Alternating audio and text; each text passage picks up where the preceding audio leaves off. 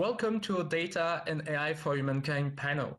I'm grateful to spend some time this next hour with great change makers that commit the skills and organizations to leverage AI for the greater good.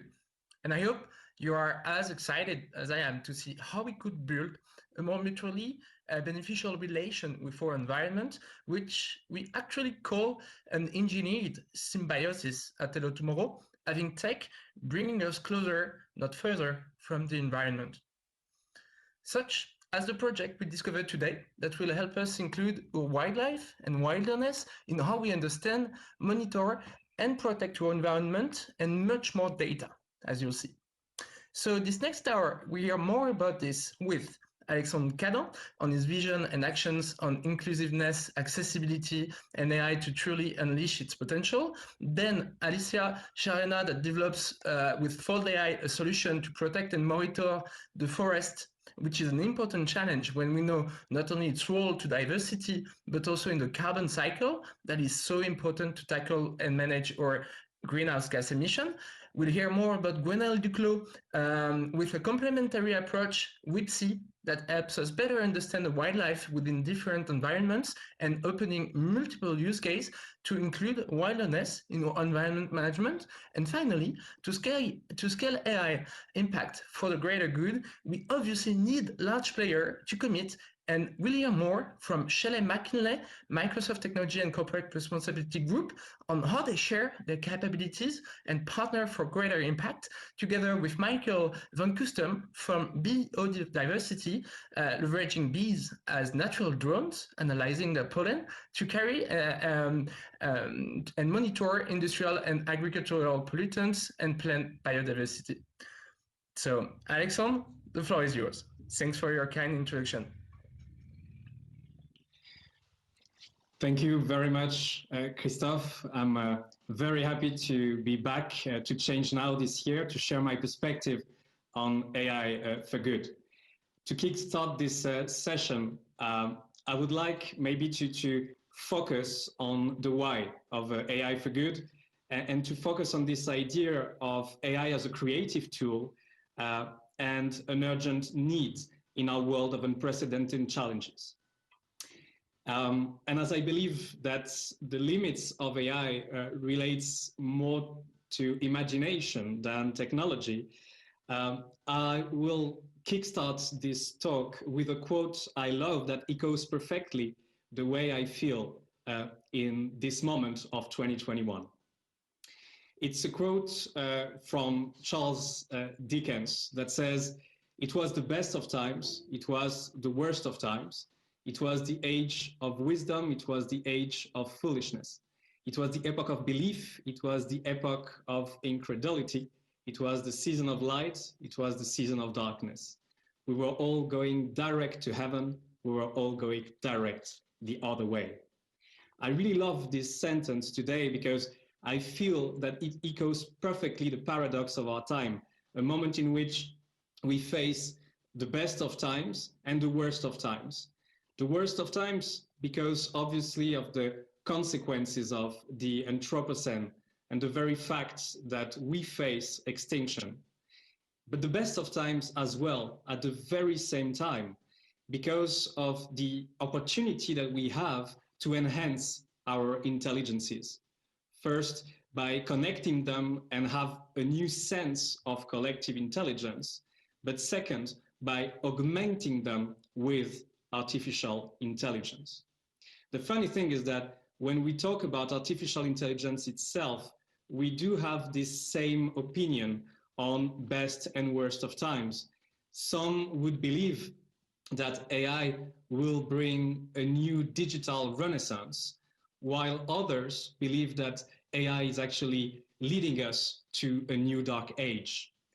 This is, for instance, the words, the new dark age, of an artist and philosopher, James Bridle, that actually says that the way we are developing technology today, that is being very difficult for us human beings to actually grasp and understand, leads us to a world in which human beings are lost in their areas of knowledge. We also know that the fictions around AI and the imagination behind it actually leaves more room to Terminator and the idea that AI would at some point replace us in any possible way than positive views. I feel that these negative views for the future of AI relates really to this idea of technological singularity. The fact that a belief that is not science but pure fiction, that artificial general intelligence will become conscient at some point and replace us in any possible way. However, I believe that this is just fiction and that what we can do is to fuel AI with the right narratives and imaginary to build a new digital renaissance. The reason for that is that I think and see that AI is able to augment us, not to replace us as a general artificial intelligence, but to help us regain our general intelligence.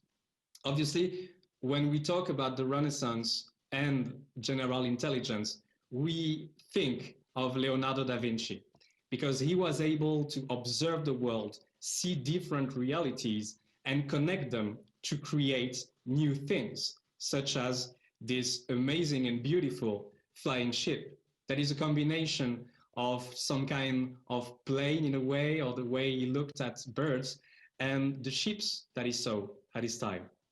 I believe that due to the complexity of our time, we need this general intelligence to face these problems. The problem is that with such complexity around us, we cannot imagine that a human being alone will be able to confront so many realities and innovate radically.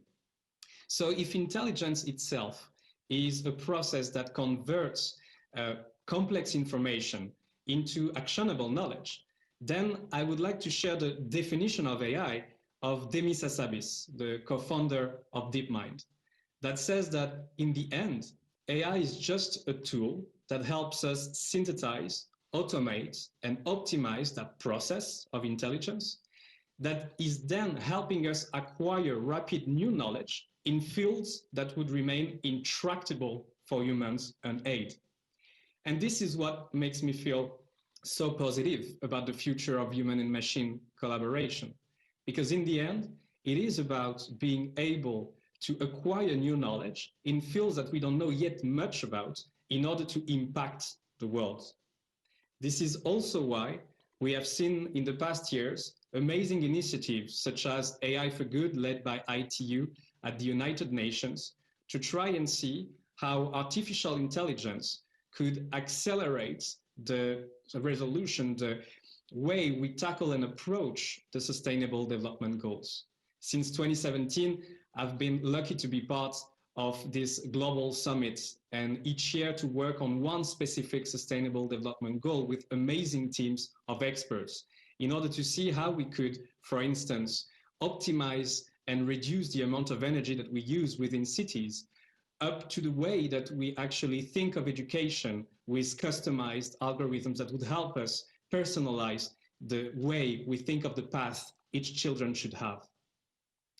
But one thing that I learned as well is that some technologies combined with AI could actually help us to tackle a lot of these SDGs at once. To give you just one example, I got fascinated by the way satellite imagery could actually get combined with AI to help us solve these challenges. When you think that this image dates back from 1959, that from a satellite in the US that was sadly called Corona at that time already, and said that this image and that you see is just a cloud on top of the sea. You see that this image at that time obviously wouldn't be of much help to us to understand, for instance, the consequences of climate change. But today, and for instance, with these satellites, since 2012, we are able to have a meter square high definition precision on any place on Earth in order to basically analyze what's going on and predict what could happen. So in the end, we need both humans and machines to analyze those crazy amounts of data and images in order to make sure that we are able to basically spot places of deforestation, or even to make sure that we can prevent risks of floods.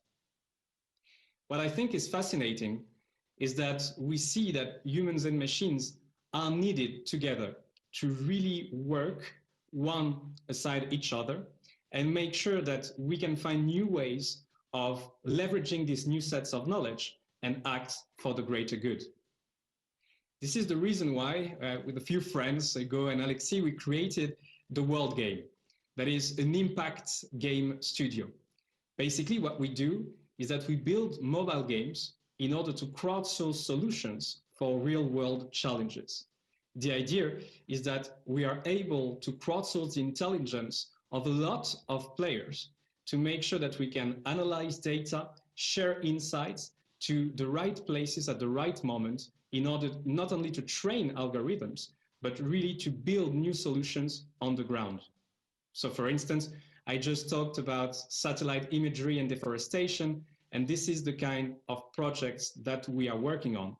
That is about being able to play a kind of special agent within your mobile phone in which you basically have to assess the deforestation level of a specific area with a very simple game, rhythm game of 7 differences. The information that you share will then be super useful on the ground to make sure that we prevent what can be.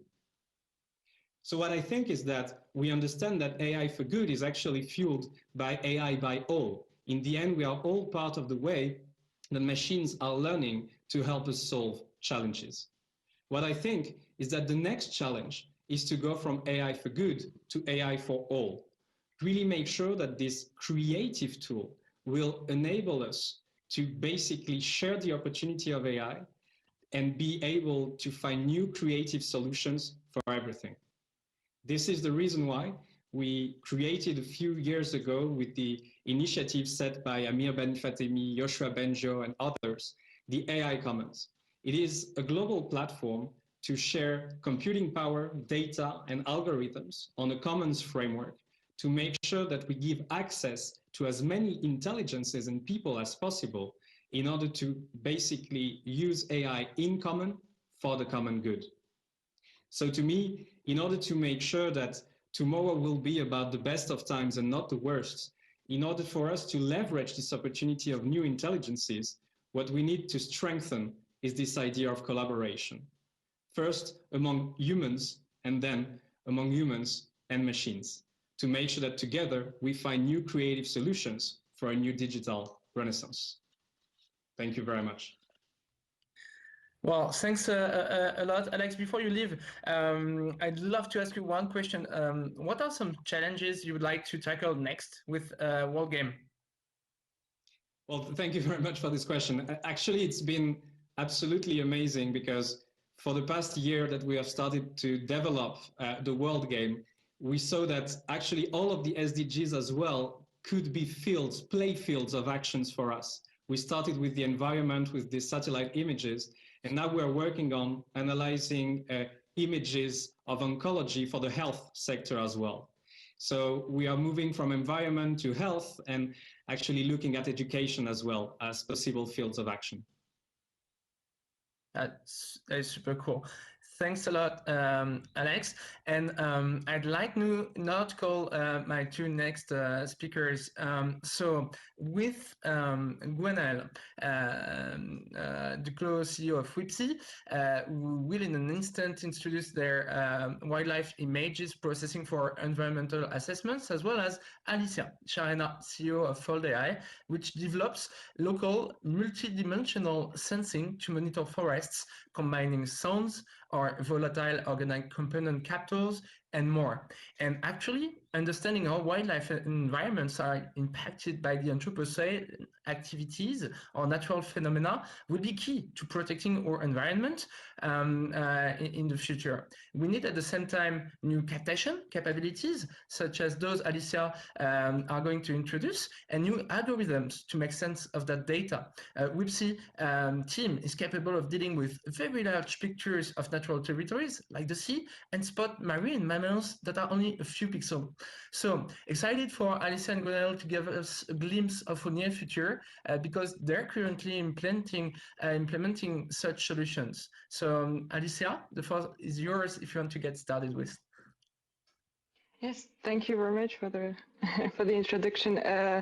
As you mentioned, we're a data science team, so we in the field of deep tech, if I may say, because the problems we deal with are complex systems, right? We bring AI and IoT to the natural ecosystems, and natural ecosystems are complex, and this is what we want to keep in order to keep all the functions of the ecosystem.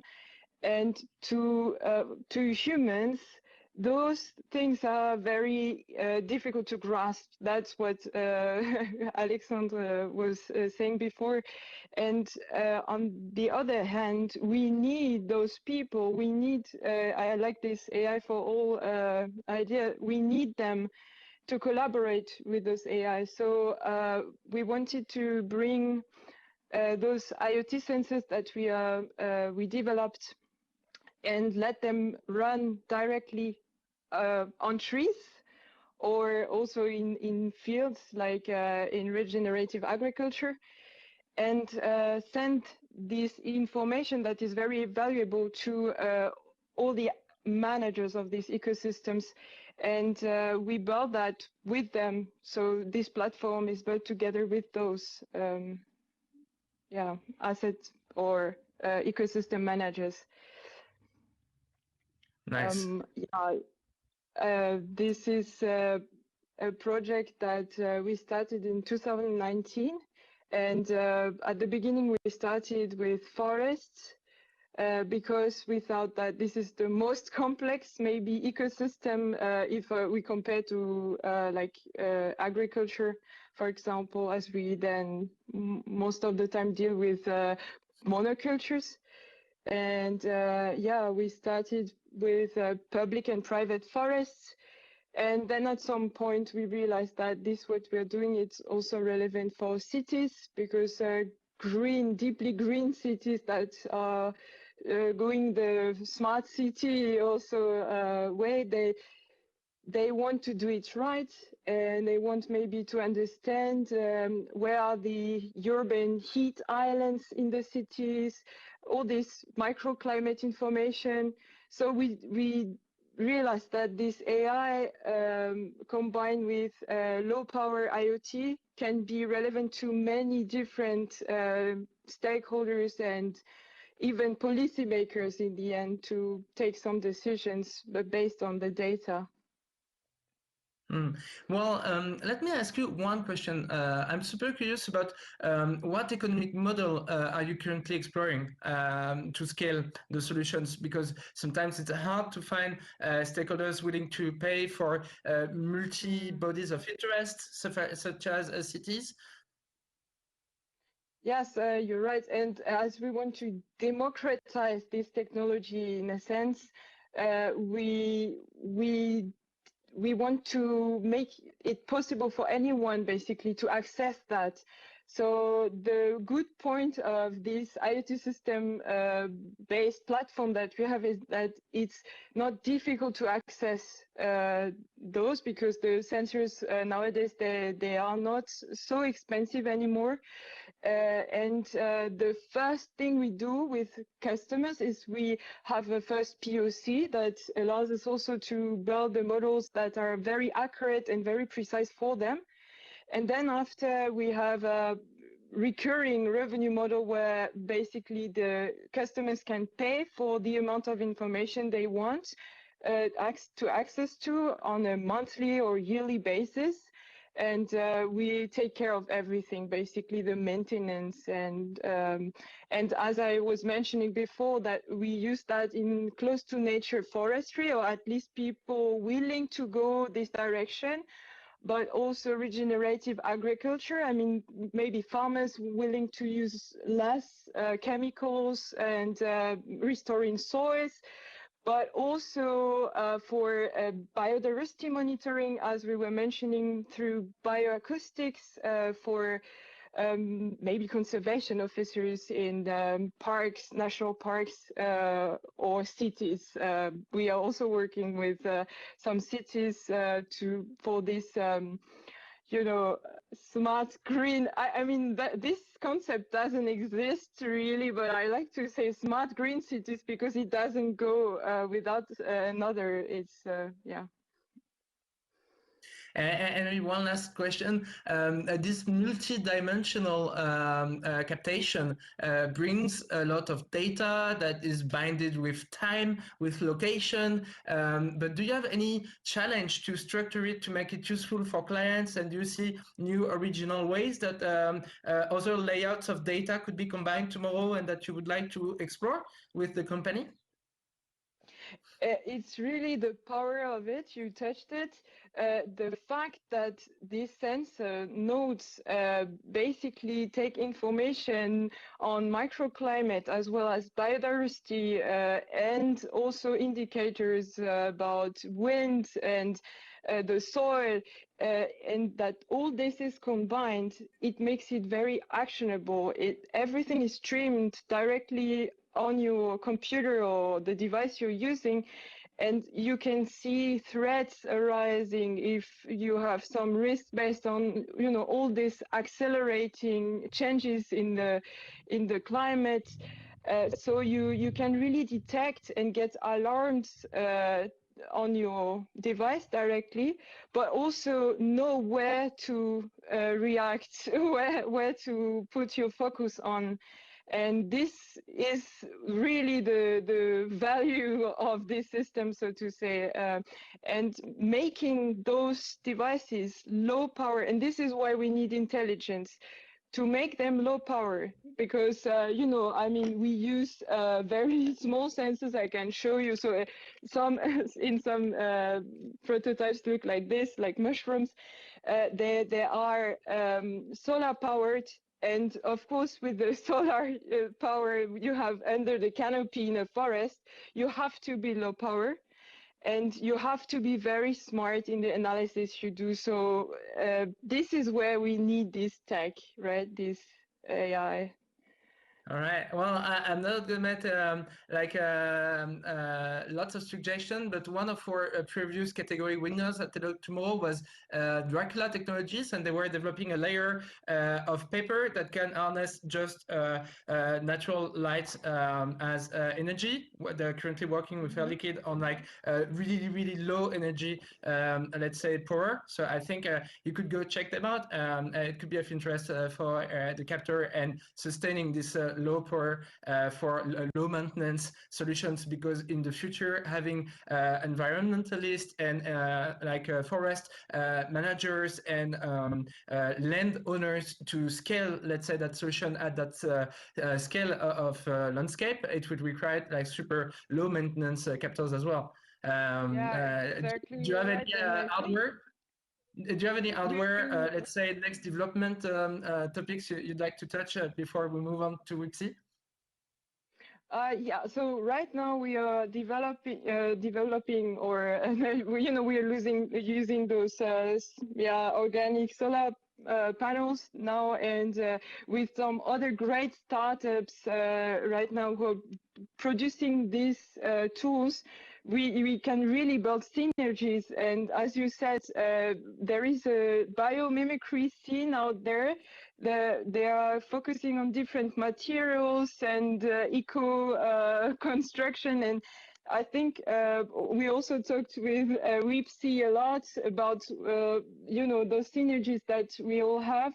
And yes, on the hardware side, together with other companies, we are making this way low power, but also using the local, because we produce in Germany, right? We wanted to source also the most locally.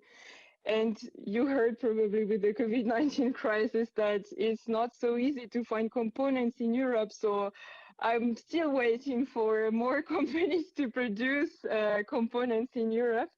That would be probably the next steps to source even more in these innovative companies to make this product even with a better footprint even than what we have right now.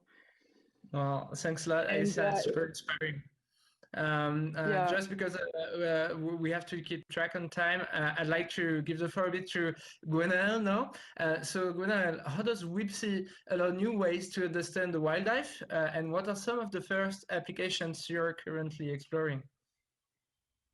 Yeah, so as you know, deep learning was a revolution in 2015, we can say, and I had the chance to build Wipsea in 2013, so just some years before, and we had the chance to apply this new evolution to images coming from the field, because I discovered in 2010 at Madagascar that biologists were using more and more images to survey wildlife. At Madagascar, it was whales. I was going on the sea to encounter whales with people, but we had also another mission to take photos to ID whales with the marks they have on their fluke, and all these photos was given to a researcher at the end of the day, and she was spending a lot of time to look at these photos and compare to the catalog. And so when they discovered that, I said, so you don't have any software to do that? It's very fastidious. And she said, yeah, not really. There are some R&D projects, but it's not really a software usable every day. So as there was a layoff plan in my company at that moment, I decided to change and to retrain to do a master in ecology, and my internship gave me the opportunity to go to Australia to work for a researcher who was looking for software to be able to detect wildlife, and especially marine megafauna and aerial imagery. So I had the opportunity to do that, and it was before the deep learning revolution, and it was very there was like a problem because it was based on color, on shape, so it was not really good. And with the deep learning techniques, we made the revolution during Wipsea history, and in 2018, we had an operational software capable of mapping the dugongs in New Caledonia on all the lagoon. So we took 20,000 photos on the lagoon, and we discovered that there were dugongs. And all was analyzed by the software. Wow. What are some current applications that you're running with the software today, and where do you see the potential? Yeah, so in the continuity of this dugong software capability, we with the French Biodiversity Office on the France Energy Marine, we had the need to be able to survey marine megafauna on offshore wind farms. So we built some projects to be able to do that. One is called the CEMACAP, and we manage the way to acquire a lot of images, more than 100,000 images. And we use these images to build a neural network capable of finding all the marine megafauna species on every bird species, for example. And now we are building a software capable of using this neural network to be operational on offshore wind farms to mitigate the impact of these wind farms on marine megafauna. And to what scale can you actually go down in the fauna, in the wildlife? Like what scale can you exploit, basically? Yeah, so what's interesting is that we began with a big megafauna like dugongs and whales, but now we have some new demand on the fact that when a customer asks us that we were able to classify insects and to be able to detect insects and classify them in imagery, because they were working on agroecology and they were asking what are the relations between the predators and prey in this kind of culture, because we want to mitigate the prey with predators, but for that we want to attract the predators, but we don't really know what happens. So we need to put some cameras to see what happens, but it will generate a lot of images with this kind of camera, because we have a lot of partners in this project, and they do test in 10 fields in parallel. And so we made this challenge, and we are now able to classify not at the species level, but at morphotype level, because the species level is very complex for insects.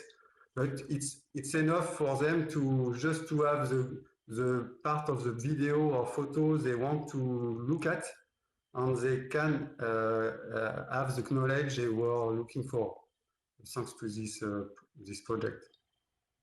When I hear about Alicia's project or your, what amazed me is this kind of in-depth understanding and dynamic understanding that we're going to be able to build on different environments and landscapes.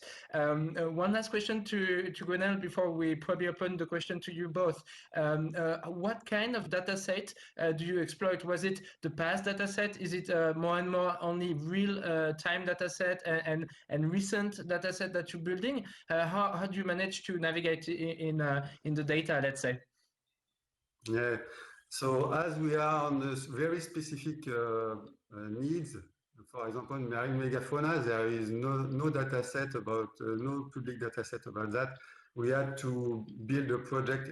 SEMACA project was really focused on the first year to acquire a lot of images, and we made a lot of money. We spent a lot of money to do that, because we were certain that it was the biggest part of the project. If this kind of part, if this part of the project was not really done, all the project was dead, you can say that. So we spent a lot of money on that, and now we are really capable to use all this data to do the network. And for the insects, it was more complex, because as we decided to build a new camera, there were a lot of problems in making it. So finally, all the data we were expecting was not there.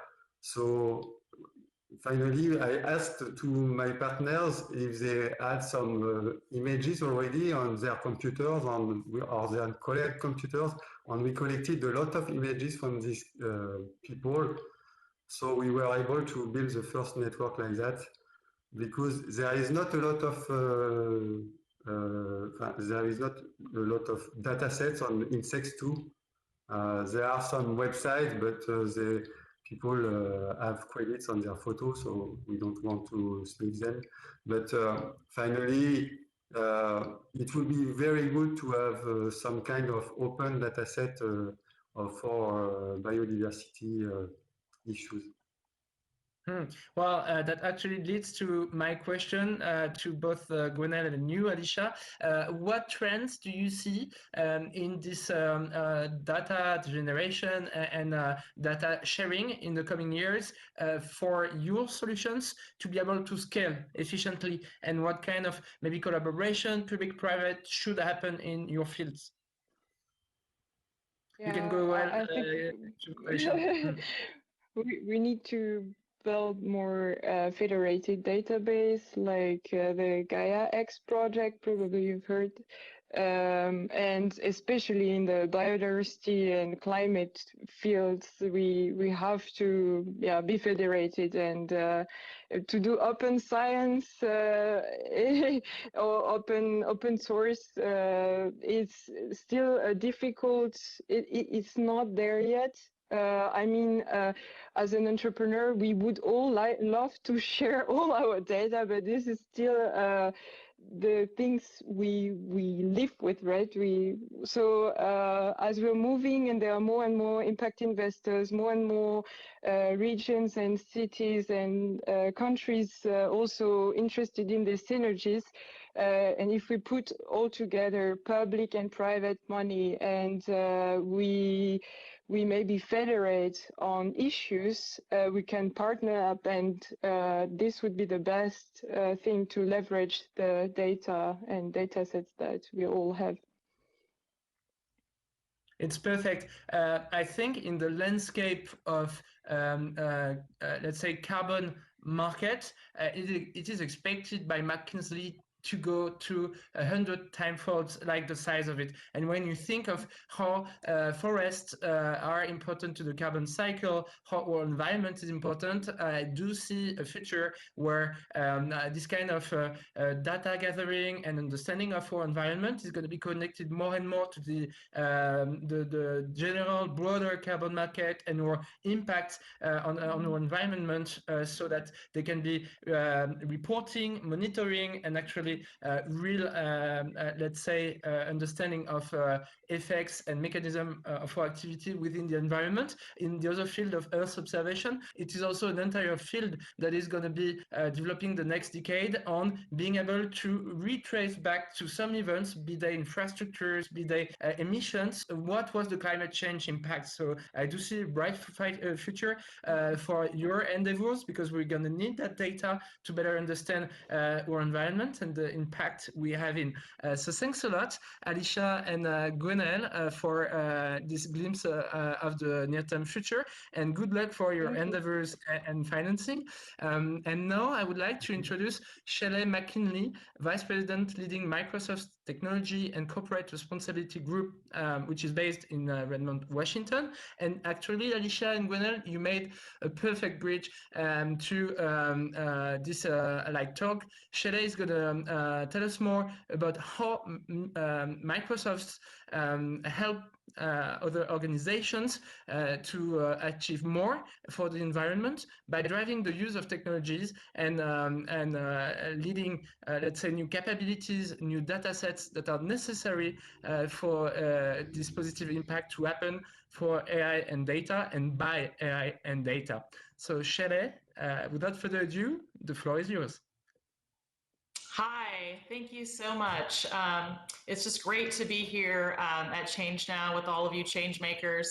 I'm Shelley Mckinley. I'm the Vice President for Technology and Corporate Responsibility at Microsoft. And as part of that portfolio, I look after Microsoft's sustainability programs and ambitions. So I think it's no news to all of you that the scientific consensus is clear.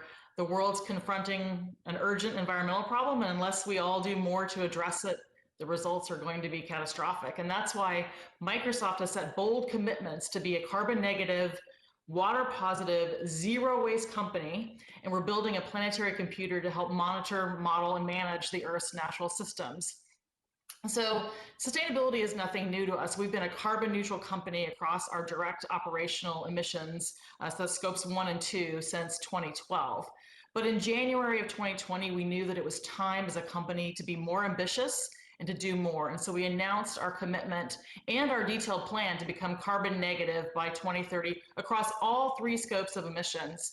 So that includes our supply chain and our value chain, and that by 2050, we were going to remove more carbon from the environment than we've emitted since our founding in 1975. Our approach is to take responsibility for our own carbon emissions, but it's also to help customers reduce theirs. We also set water commitments. As we all know, the world is also facing an urgent water crisis that's being intensified by climate change. And so we've made that a priority. We're tackling our own water consumption in 2 ways. Reducing water use intensity, so the amount of water we use per megawatt of energy that's used for our operations, and we're replenishing more water to water-stressed regions where we operate than we take out of the system. So that means by 2030, Microsoft will be a water-positive company on a global basis. We've also set ambitious commitments around waste. We'll be a zero waste company for our direct operations, products, and our packaging by 2030.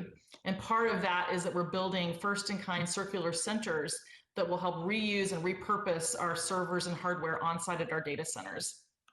And finally, in the area of biodiversity and ecosystems, which are also declining at an alarming rate. Time's running out, and so we are focused on helping monitor, model, and manage the planet's natural resources so the change makers like yourselves can make the right decisions to protect and preserve our planet. To address this need, we announced in April of 2020 that we'll build the Planetary Computer. I'll talk a little bit more about that in a moment, and we will protect more land than we use through our direct operations by 2025. On top of all of this, we'll be advocating for public policy to advance the world's efforts to achieve net zero carbon and to build a more sustainable future. In addition to these operational commitments, we work with customers and partners around the world to use data and technology to address environmental challenges. That includes using data and AI through our AI for Earth program that we launched in 2017. With AI for Earth, our aim was simple, but it was ambitious. We wanted to put cloud and AI technology into the hands of the world's leading ecologists and conservation technologists and organizations around the world that are working to protect the planet. Since that time, we've provided over 700 grants to organizations around the world that are working on game-changing environmental innovations in more than 100 countries. To give you just a quick flavor, that includes things like Vector Center, which works with stakeholders around the world to understand the impact of water availability and accessibility. So they use a technology platform that's able to collect, correlate, and analyze data to produce a real-time picture of global water availability and flag where crises are occurring or may soon occur. It overlays this information with news sources and social media, and then can determine where public perception is different than reality. So for example, changing behavior before water will run out in a region. To further bring the work that we do in AI to Earth to light, I wanted to welcome Michael van Cutsem. He's the CEO and founder of one of our AI for Earth grantees. So Michael, could you please come on camera? And he's the CEO of Biodiversity.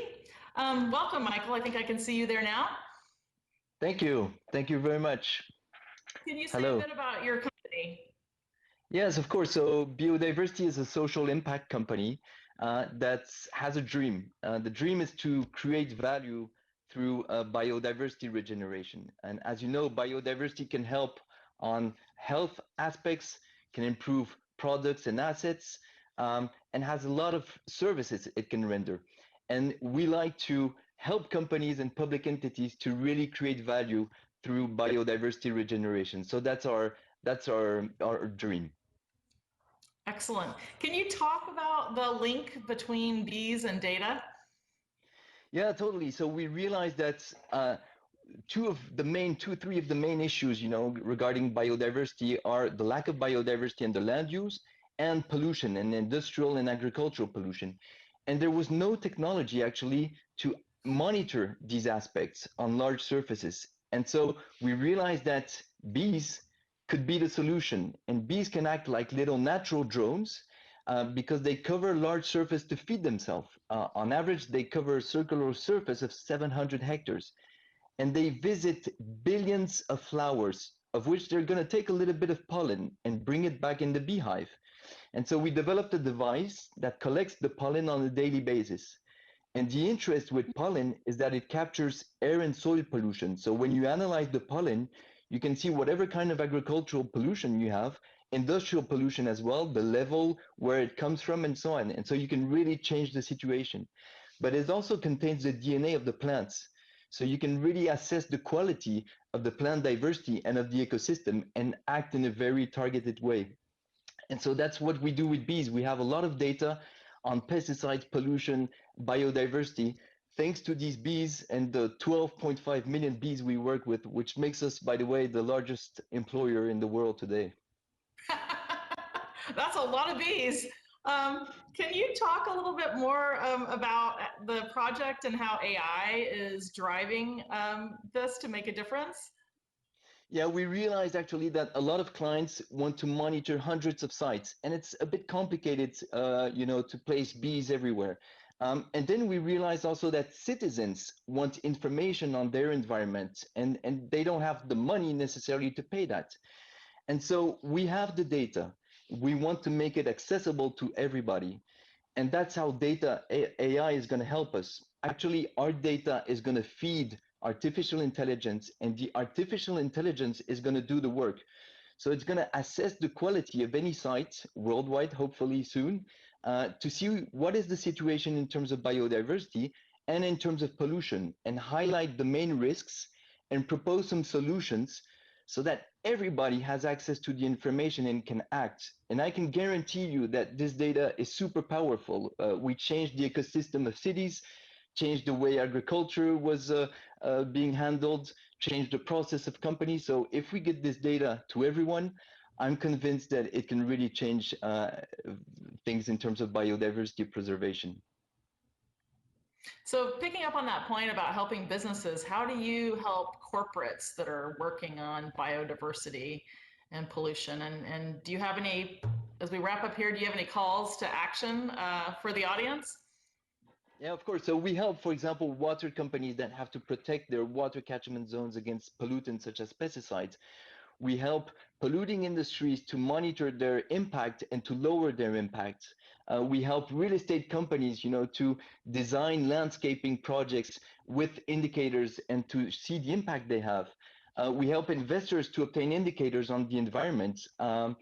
We can help, of course, the food business to go into sustainable food business with all the indicators and expertise we have. And then we can help the political world to take proper decisions based on data. So that's really how we can help corporates and public entities today with this data and expertise. And how can they help us? Well, they can include us in every project relating to biodiversity regeneration, water protection, agricultural protection and regeneration, and so on, and especially in developing countries where we would love to go. And the second way they can help us is that we're creating a consortium of visionary companies to support the AI platform project. And so that's how they can help us. And I take the occasion to thank you, Shelley, and Microsoft for the great support you have given us, because I strongly believe that above the collaboration, it's a super tremendous accelerator for a company like ours. And I strongly believe that it can make our dream come true. So thank you so much for your help and support. Absolutely. That's fantastic to work with grantees and companies like you that are really using the technology to do things. And, if we didn't have people on the platform using the technology, we wouldn't be making progress. So we definitely all need to work a little bit more together. Thanks so much for that. Next, I wanted to just quickly talk a little bit about that AI for Earth program and the Planetary Computer. As we learned from grantees like Biodiversity, what we realized in around early 2020 is that we needed to commit to build what we call the Planetary Computer. It's a platform that provides access to the world's critical environmental data sets, AI and digital technology. So to be able to do at scale the things like Mike was talking about. To give you a little bit more flavor of the Planetary Computer, could you, organizers, could you roll the Planetary Computer video so that it can give you a quick description of what that is? The planet we call home is an extraordinary place. Earth's oxygen, water, temperature, and atmosphere have woven a rich and complex web of life, teeming with living species, many of which have yet to be discovered. We are part of this rich natural ecosystem. It's vital to the health and prosperity of our very own existence. But human activity and development have put the world's magnificent biodiversity at risk. Species are disappearing, wetlands are threatened, and oceans are in decline. Protecting and maintaining Earth's biodiversity is not only important to the millions of species that call it home, but to the future of humanity itself. To protect nature and its biodiversity, we must monitor and analyze its health. But we can't solve problems that we can't see. And collecting data is a manual and labor-intensive process. Right now, the world's scientists don't have enough of, or the right, data to get the full picture. This is where technology can help. Microsoft is building a planetary computer powered by Azure Open Data to help scientists from around the world monitor, model, and manage the planet's natural resources. A massive treasure trove of data that can be accessed and updated anytime by anyone, anywhere on the planet. This will require a global network to connect trillions of data points about the environment. Data that will tell us more about forest cover and carbon sequestration, crop yields and changes in glacial ice, harmful algal blooms, the health of penguin colonies, and so much more. Data that will become actionable insights that tell us how to prioritize, preserve, and protect animal and marine species, forests, waterways, and ecosystems around the world. This will require enormous computing power and some of the most advanced machine learning tools and algorithms in the world to process it. Time is of the essence when it comes to protecting the planet. We must ensure that while humanity moves forward, we work together as one to minimize our environmental impact. With more data, computing power, and machine learning, we plan to do just that.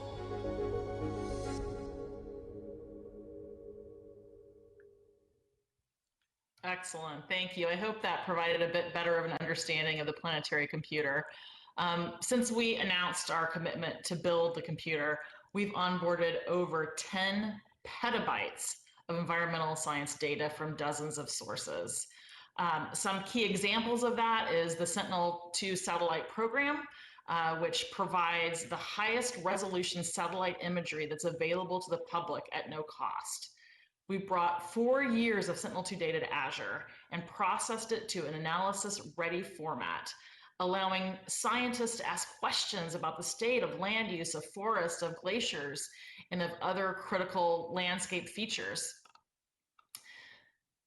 As Lucas, our Chief Environmental Officer, he was the narrator of that video, as he mentioned, time is tight. Time is now. Building the planetary computer will take a little bit of time, but there is so much we can do in the meantime.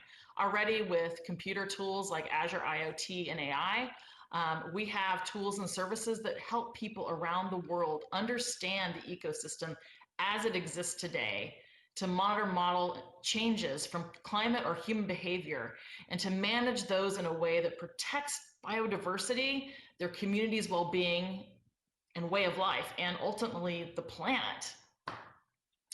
In closing, I want to encourage everyone to do the following. We've seen that thanks to great social entrepreneurs like you, we have the capacity to build the innovations that the world needs.